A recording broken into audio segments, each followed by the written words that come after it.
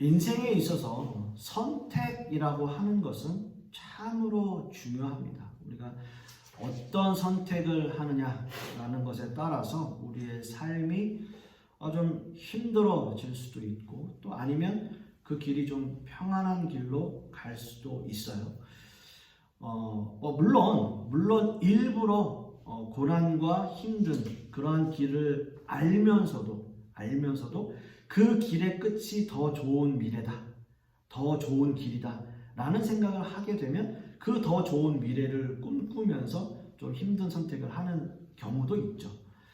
아무튼 모든 것이 하나님의 예정과 섭리 안에 있지만 현재를 살아가고 있는 우리는 그 하나님의 섭리를 깨닫기가 쉽지 않아요. 그래서 우리는 어떤 선택을 하게 되고 우리의 그 의지적 선택으로 인해서 그것이 힘든 길을 갈 수도 있고 또 때로는 쉬운 길을 갈 수도 있는데 그 길의 끝이 모두가 다 좋은 것은 아니에요. 그러나 어찌됐든 하나님의 예정과 섭리 안에서 우리는 의지적 선택을 하면서 살아간다라는 거죠. 그래서 우리의 인생은 늘 선택인 것 같아요. 그렇다면 오늘 본문의 말씀을 통해서 이 백성들이 머물렀던 가데스 바네아라고 하는 그 곳에서 일어난 이 사건, 그리고 그들의 그 선택이 우리에게, 지금 이 시대를 살아가는 우리에게 주는 교훈은 과연 무엇이냐라는 겁니다. 먼저 민수기서의 제목이 우리에게 주는 의미가 있어요. 민수기서가 오늘 읽은 이 민수기서 히브리서 그 히브리어 원어의 제목은 광야에서라고 시작해요. 그러니까 히브리서가 민수기가 원래는 영어 성경으로는 numbers라고 하는 제목이에요. 그러니까 숫자, 넘버라고 하는 제목이에요. 그러니까 numbers라고 하는 그 제목의 의미는 이스라엘 민족들의 인구 조사를 했기 때문에 민수기, 사람을 숫자를 세었다라는 것 때문에 민수기라고 지었고요. 그래서 그 제목은 원래 numbers라고 하는 그 단어의 의미가 있는데 원래 히브리어 원어의 이 원 제목은 광야에서예요. 광야에서. 그러면 이제 창세기는 그 히브리어 원어의 제목은 뭐냐면 태초에라고 시작돼요. 그래서 원래 원어적 의미로 따져보면 다 그 성경이 시작하는 맨 앞자를 따서 시작이 되는 거예요. 어찌됐든 이 민수기서가 우리에게 주는 그 원 제목의 의미가 분명히 우리에게 있다라는 거죠. 그 첫 구절을 따서 광야에서라고 이야기한 그 원 제목 안에 그 광야에서가 주는 의미가 과연 뭐냐라는 거죠. 어떻게 보면 그 광야에서라고 하는 그 단어만으로도 이스라엘 민족이 그 광야에서 얼마나 힘들고 고통스럽고 또 여러 가지의 어려움과 난관들이 그곳에 있었는가라는 것을 우리는 그 단어를 통해서, 그 제목을 통해서, 원 제목을 통해서 약간 짐작할 수 있게 되는 겁니다. 그렇습니다. 민수기서는 제목에서부터 우리에게 주는 의미가 분명한 성경이에요. 광야에서라는 그 지명이 고난과 어려움을 상징하고 있기 때문이고요. 광야, 즉 지금 이 지역인 가데스 바네아라고 하는 이 지명에서 이스라엘 민족들의 반역으로 인해서 그들은 그곳을 부득이하게 2번 방문하게 돼요. 처음 방문했을 때 그들의 불순종으로 인해서 광야 생활을 하게 되었고 다시 광야에 들렀을 때는 2번째 그 장소로 오게 된 겁니다. 가데스 바네아에서의 사건은 이스라엘 민족이 애굽에서 탈출해 나온 구세대들과 신세대들이 갈리는 아주 중요한 사건이 일어난 곳이기도 해요. 이 사건으로 인해서, 이 사건의 결과로 인해서 이스라엘 민족의 구세대들은 광야에서 모두 다 죽게 돼요. 그리고 여호수아와 갈렙 그리고 신세대들만이 가나안 땅에 들어가게 되는, 어떤 의미에서는 이 가데스 바네아라고 하는 이 지역이 참 불행한 사건이 일어난 장소이기도 합니다. 어찌되었든 오늘 말씀을 통해서 이 가데스 바네아라고 하는 이 곳을 통해서 이스라엘 민족에 과연 어떤 일이 있었는지 오늘 말씀을 한번 나눠보기를 원합니다. 민수기 13장에는 모든 이스라엘 민족들이 가데스바네라고 하는 곳에 이르렀고 모세는 각 지파의 족장들을 불러서 가나안 땅을 정탐하게 합니다. 그들은 40일간 그곳을 정탐했고 다시 가데스 바네아로 돌아왔어요. 40일이라고 하는 그 시간, 가나안 땅을 40일 동안 정탐했다라고 했는데요. 그 40일이라고 하는 그 숫자가 참 성경에는 여러 의미가 있어요. 노아 홍수도 40일 동안 있었고 또 40일간 모세가 시내산에서 하나님의 말씀을 받을 때도 40일이었고 또 예수님이 금식한 날짜가 며칠입니까? 40일 동안 금식한 그런 사건도 있었어요. 그래서 40이라고 하는 그 숫자는 뭐냐면 충분한 시간이에요. 그래서 이스라엘 민족들의 정탐꾼들이 가나안 땅에 들어가서 40일이라는 그 시간 동안 가나안을 정탐했다라고 하는 것은 하나님이 그들에게 충분한 시간을 허락하셨다라고 하는 거죠. 민수기 13장 27절 말씀에 보면 이렇게 기록합니다. 모세에게 말하여 이르되 당신이 우리를 보낸 땅에 간즉 과연 그 땅에 젖과 꿀이 흐르는데 이것은 그 땅의 과일이니라 라고 이야기해요. 그러니까 가나안 땅을 정탐하고 거기서 과일까지 가지고 오는 그 열매까지 가지고 오는 뭔가 여유를 좀 부렸던 것 같아요. 그래서 정탐을 마친 자들이 그렇게 이야기했고요. 그들이 보기에도 하나님께서 말씀하신 것처럼 그곳은 젖과 꿀이 흐르는 약속의 땅이 맞습니다 라고 이야기를 해요. 자, 그리고 28절 말씀에 보면 그러나 그 땅 그 거주민은 강하고 성읍은 견고하고 심이 클 뿐 아니라 거기서 아낙 자손을 보았으며 라는 말을 해요. 자, 27절 말씀에는 과연 그곳에 과실이 많고 이것은 열매입니다. 열매까지 따왔어요. 그러나 28절 말씀에 그러나 그 땅 거주민은 강하고 성읍은 견고했다. 그리고 무엇보다도 우리가 본 사람들 아낙 자손을 보았습니다 라고 얘기해요. 그들이 인간적인 눈으로 그저 눈에 보이는 모든 환경만을 바라보고 있어요. 거대한 성읍, 그리고 그 견고한 모든 성읍들, 그리고 힘이 큰 모든 것들, 또한 아낙 자손이라고 하는 그 자손들. 이 얘기를 한 것은 뭐냐면 그 아낙 자손이 실제로 그들에게 두려움의 대상이었다라고 하는 거예요. 여러분, 실제로 그 땅은 하나님께서 약속하신 땅이라는 것을 그들은 이미 알고 있어요. 이미 하나님께서 그들에게 주시겠다고 말씀하신 땅이에요. 그리고 그들이 입술로 고백해요. 과연 그곳에서는 젖과 꿀이 흐르는 땅입니다. 하나님께서 말씀하신 약속의 땅이 맞습니다 라는 고백은 이미 했어요. 그리고 알고 있어요.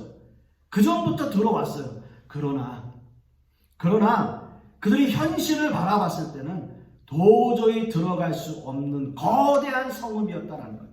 그리고 그들의 자손 역시도 그들의 두려움의 대상이 되었다라는 거예요. 여러분 한번 생각해 보세요. 이스라엘 민족이 애굽에서 종살이 했던 게 몇 년입니까? 400년의 시간 동안 종살이하고 살았어요. 네? 애굽 땅에서. 그리고 애굽 땅 벗어날 때 어떤 일이 그들에게 있었습니까?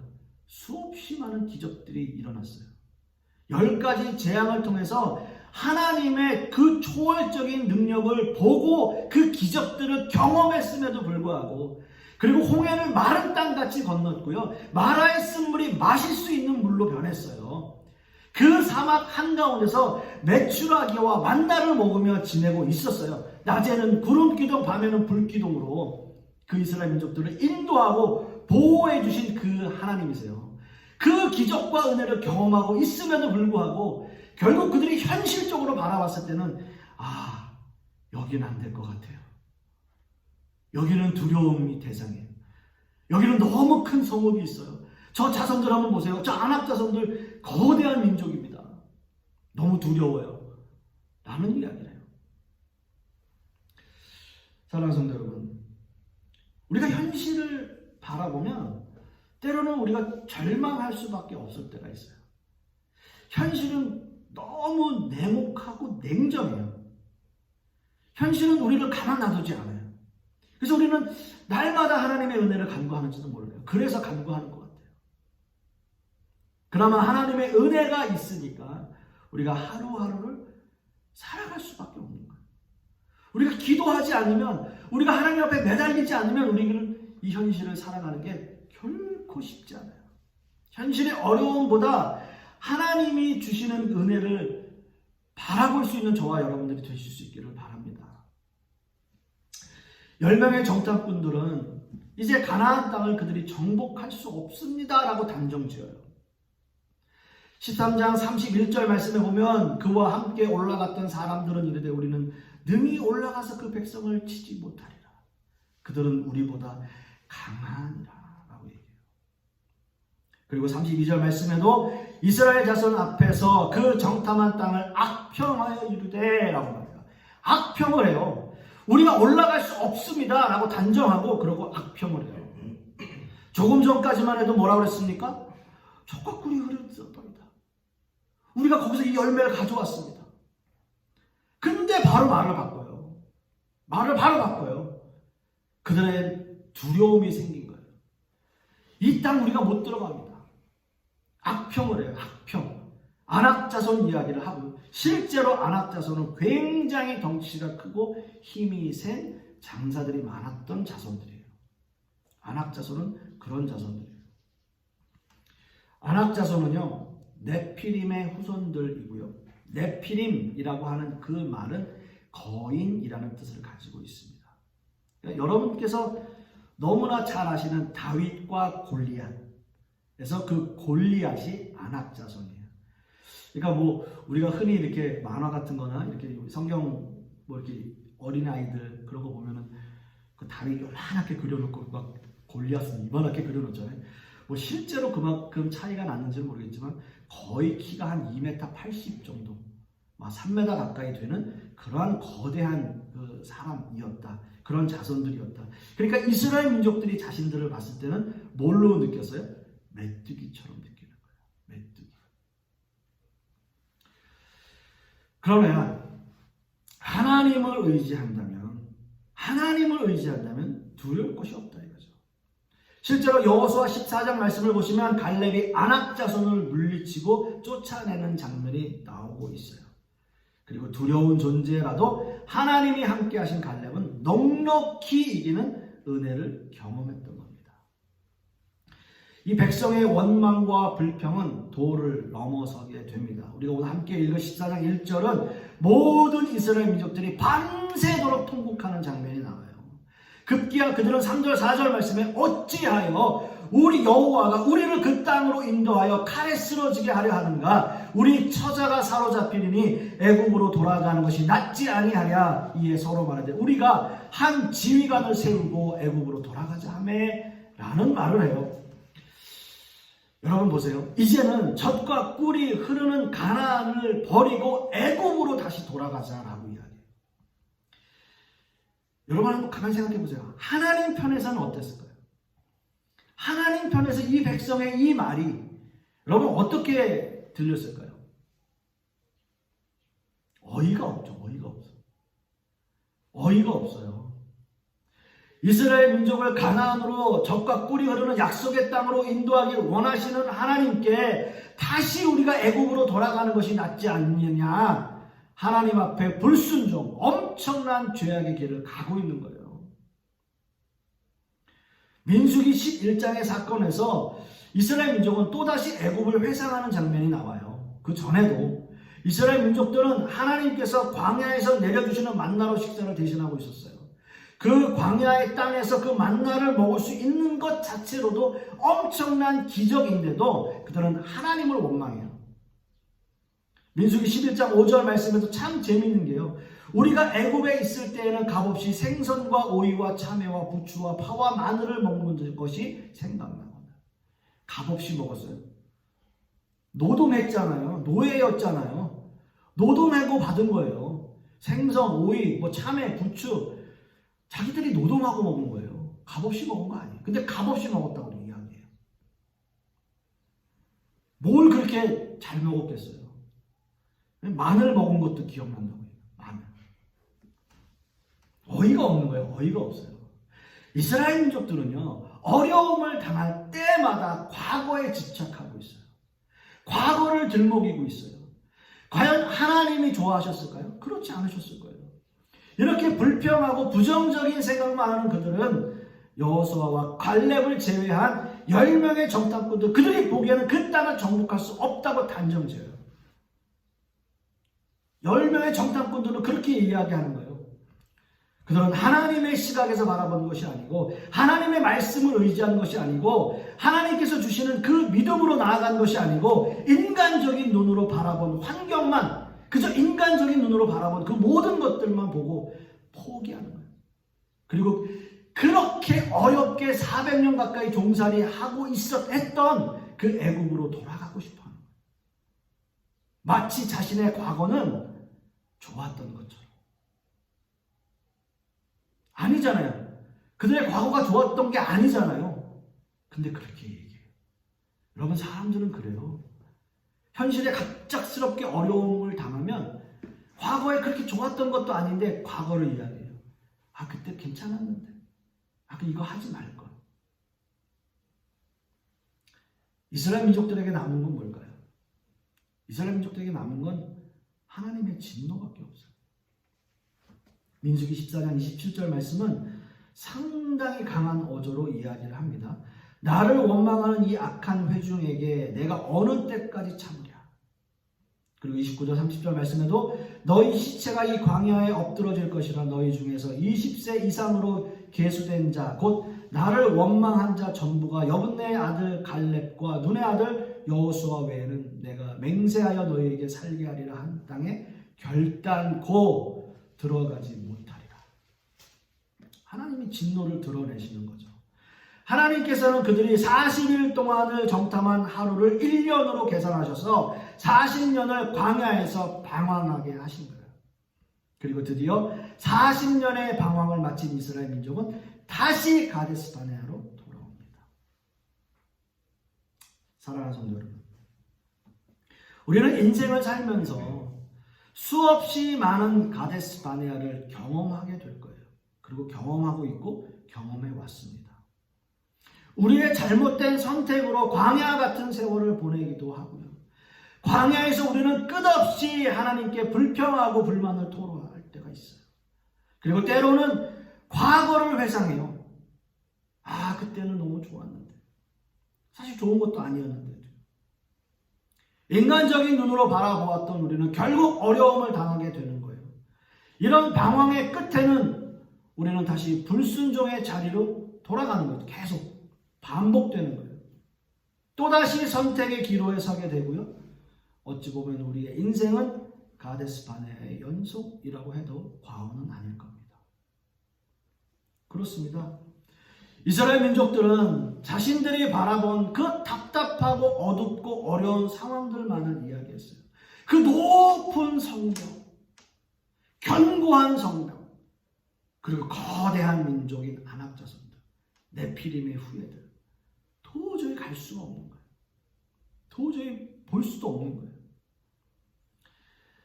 그러나 그들이 만약에 여호수아와 갈렙처럼 하나님께서 우리에게 주셨으니까,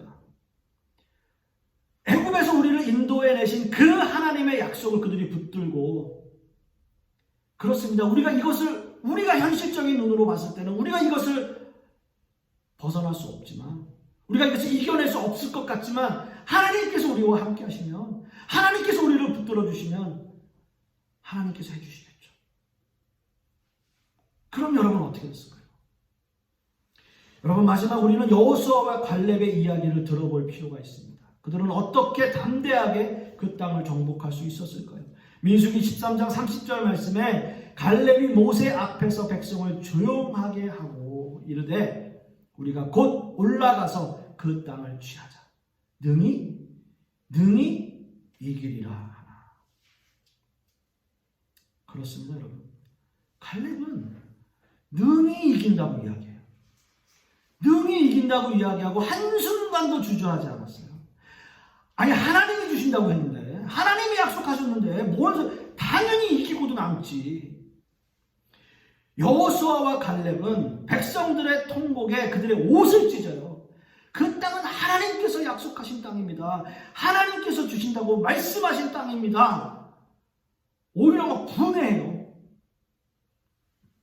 그리고 민수기 14장 8절 말씀에도 여호와께서 우리를 기뻐하시면 우리를 그 땅으로 인도하여 들이시고 여호와께서 기뻐하시면 즉 우리가 긍정적으로 하나님이 주신다고 하신 그 약속의 땅에 들어갈 수 있다고 믿기만 하면 이라는 뜻이죠. 하나님께서 기뻐하신다면. 그렇지 않다면요, 믿지 않는다면 멸망받을 수밖에 없어요. 그래서 다 죽어요. 광야에서. 엄청난 사건이에요. 그들의 그 선택이 엄청난 결과를 맞게 된다고요. 20세 이상은 다 죽는 거예요.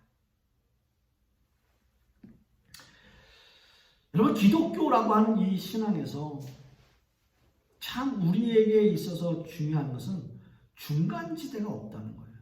그러니까 회색지대, 우리가 늘 이야기하는 회색지대가 없어요. 이 세상은 두 가지 종류의 사람밖에 없는 거죠. 하나님을 믿는 사람과 하나님을 믿지 않는 사람. 믿는 사람은 우리가 다 영원히 천국 가고 부활할 사람들이고, 믿지 않는 사람들은 결국 멸망받을 수밖에 없는 사람으로 구분돼요.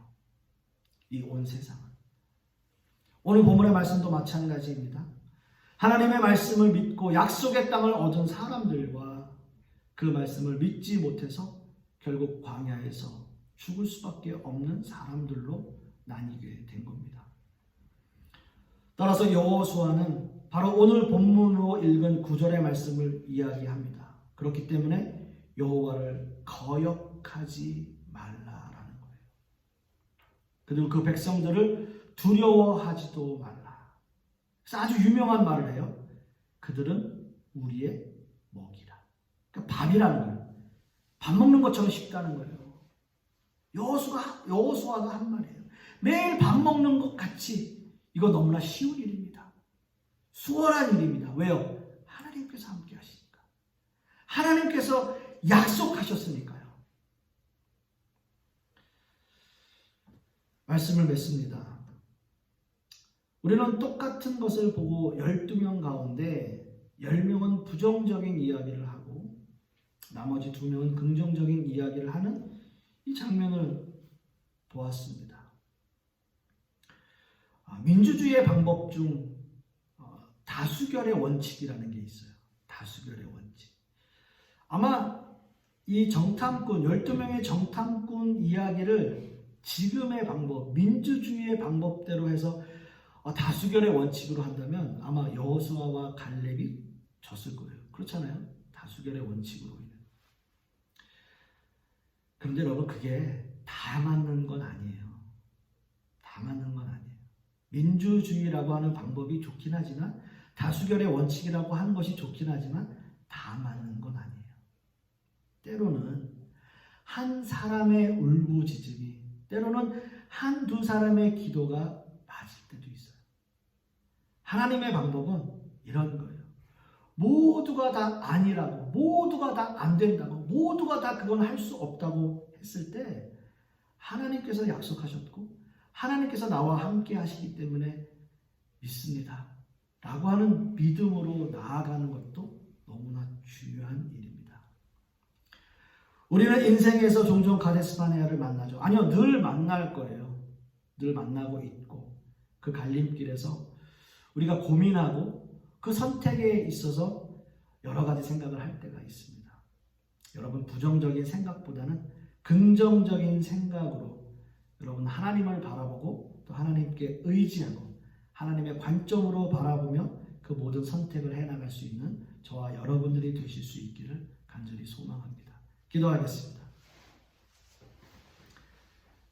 아버지 하나님, 오늘 본문의 말씀을 통해서 이스라엘 민족들이 여러 가지의 선택들 가운데 참 힘들고 어려운 선택을 했고, 또 그 선택 때문에 그들이 여러 가지의 어려움을 당한 이야기를 우리가 함께 나누었습니다. 우리도 인생을 살아가면서 인생의 가데스바네아를 살아가는데 여러 가지의 선택의 길이 우리에게 있을 수 있습니다.